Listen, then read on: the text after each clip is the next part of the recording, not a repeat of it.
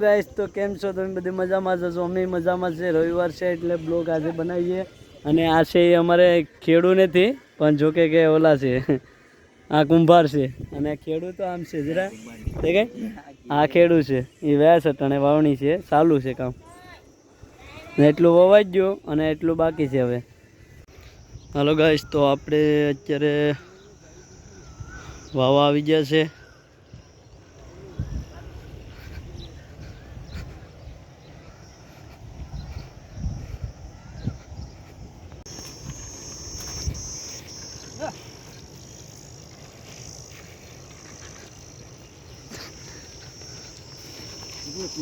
હંમેશા માથે રહેવું જોઈએ.